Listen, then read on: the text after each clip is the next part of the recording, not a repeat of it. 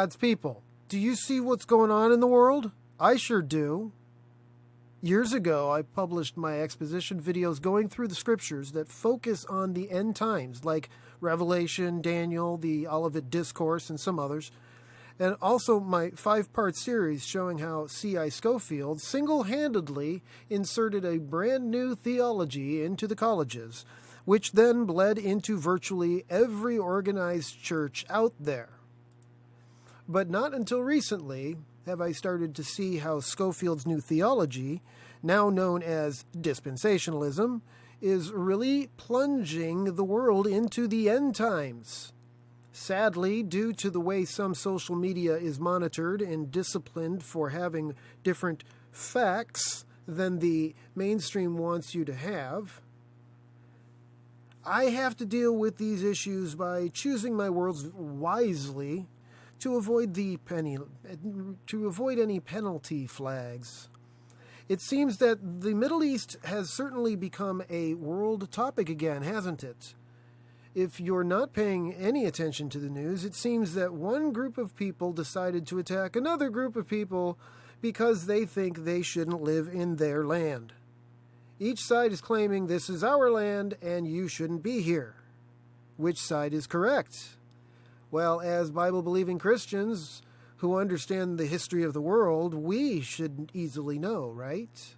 Right. Yet, we have a major divide within the church on several big issues, including my above question of which side is correct. And dispensationalism is the reason for the treason.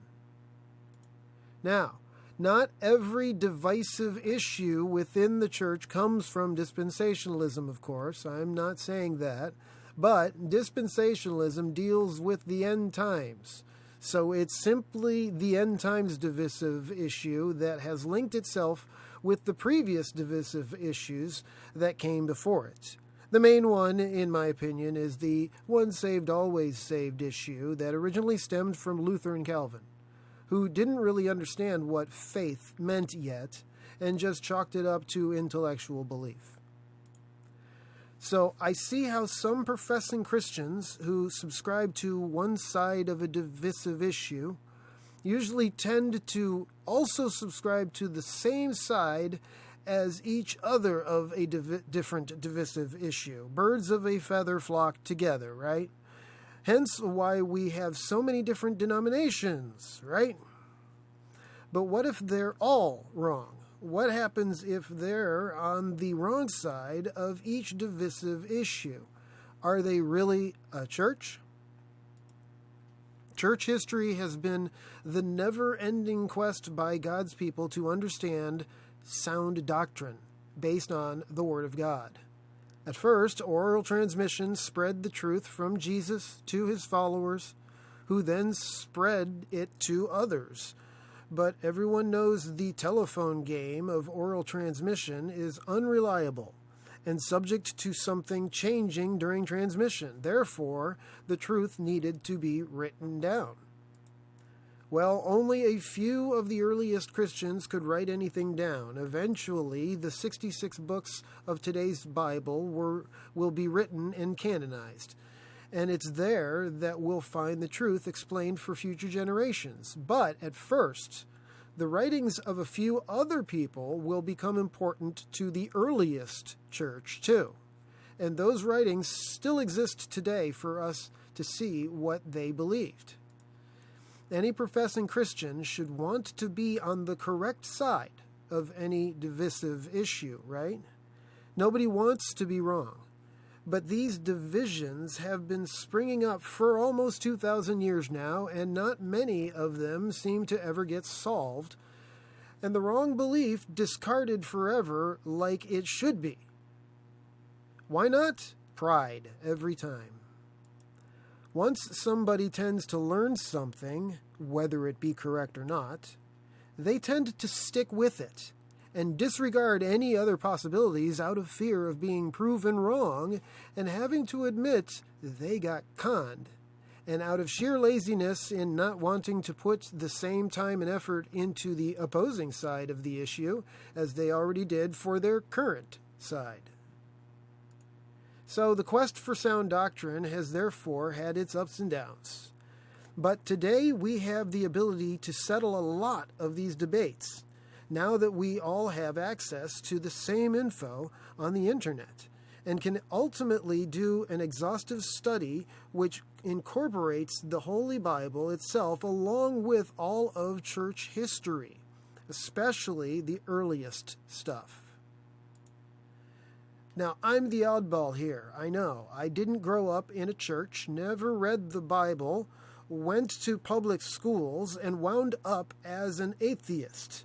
I had nothing to do with any church until after I got saved in my bedroom in 2003 and went looking for a church to teach me what I wanted to know.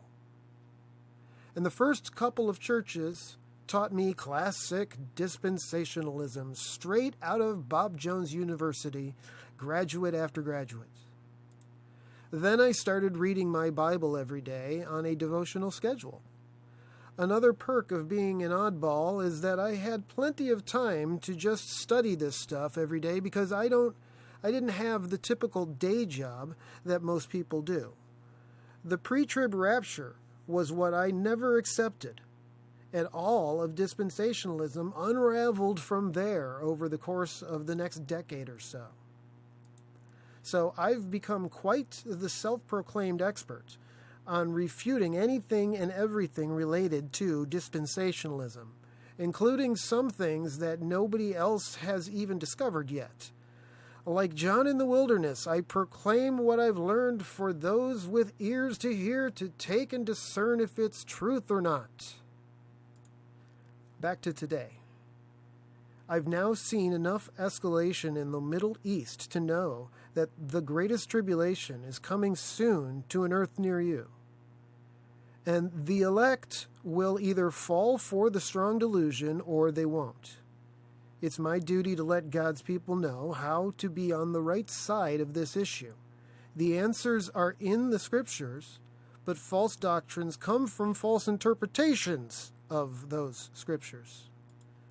Dispensationalism is ultimately a misinterpretation of so many various passages in Scripture that one short video can't cover it all in a convincing enough fashion to overtake the mountain of false worldview that a dispensationalist has in their mind. My 5-part series, Scofield series, barely scratched the surface and only focused on which footnotes created these 30 false beliefs that I documented. So usually a dispensationalist will get confronted about their doctrine and be given a single data point to challenge their beliefs. But that one thing isn't going to flip their entire worldview around, even if you do get them to admit that they had that one thing wrong. They'll still stick with the mountain they know. Sadly, facts usually don't defeat pride, and hence the reason for the persistent division. Some people think the land of Canaan should currently belong to them. One side thinks it's because they've been there for centuries. The other side thinks it's because they were there before them, and now they're back. How do you decide? They're both right? I've been predicting things related to American politics since 2016, and with Teflon Don becoming number 47, it is becoming crystal clear how the dispensationalism worldview is coming full circle and will bring in the end times. And one of the first signs was back when he was 45 and moved their capital city. But now the cabinet picks that he's chosen are certainly very interesting, aren't they? This is the very beginning of their story. The Tower of Babel incident happened in the last chapter, probably a couple hundred years before. Genesis 12, verse 1. Now the Lord had said unto Abram, Get thee out of thy country, and from thy kindred, and from thy father's house, unto a land that I will show thee. It's roughly 2000 BC.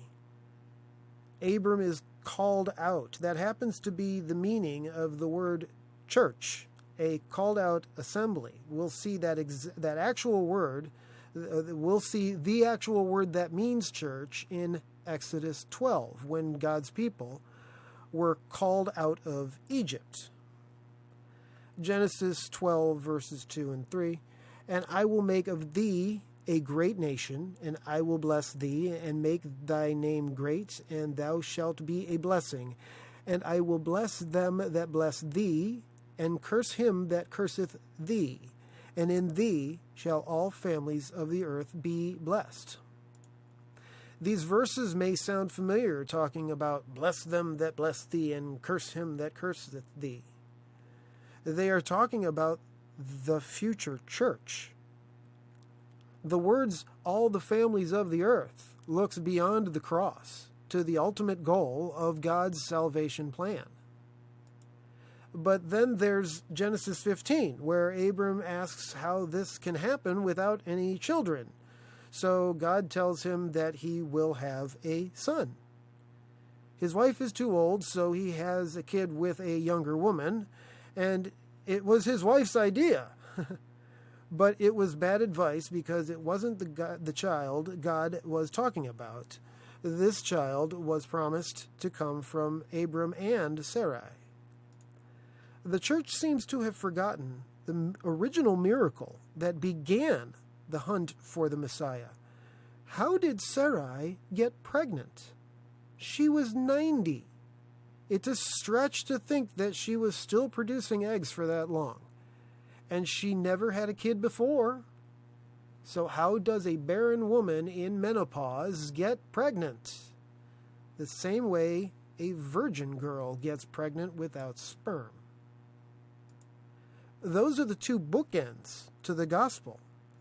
Abram conceived Isaac with a miracle egg, and Mary conceived Jesus with a miracle sperm. This gets confirmed in Galatians 3, saying that Abraham's seed is talking about anyone, including any Gentile, that believes Jesus is their Messiah. Abram's seed, is the church, not a bloodline of people who rejected their Messiah. Those promises in Genesis 12 are for the church, not the rejectors of God's church.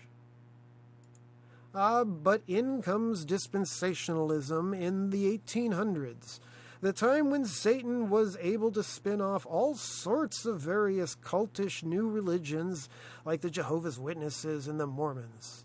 And how about them Christian scientists who claimed they can't get sick? Information was limited in the 1800s. People made a lot of stuff up trying to become famous, and it worked for C.I. Scofield. His footnotes became the study Bible of virtually every college due to it being funded by someone to have it given to all the colleges for free. If you go deep in the weeds here, you'll find that it was funded by people who don't believe that Jesus is the Messiah. Now, where's the logic in that? They don't believe the Bible, but they pay to have a specific one with footnotes given to the people who teach it to everyone else. What could go wrong? Dispensationalism is now so deeply rooted into today's churchianity that most people believe something that comes from it without even knowing that it originally came from Scofield's Bible. Even certain teachers out there that are preaching against dispensationalism are still including some of Scofield's teachings in their own theology without realizing that those beliefs came from Scofield too. Hence my 5-part series, Refuting Scofield, which lists 30 false doctrines within dispensationalism. I now have reason to believe that we will see further expansion in the Middle East as various borders continue to change against the wishes of those bordering nations. And Teflon Don is along for the ride because his spiritual advisors have only believed in dispensationalism all of their careers as professional preachers. He will probably get their temple built, and in true fashion, it'll be the greatest ever. And did you know that some over there have already said that he's their Messiah? There are several big things still on the look for in the future, people. One is another attempt on Teflon Don, which I hope never happens. And another is the end of a big dome over there once their borders are under control and they can prepare for their new temple.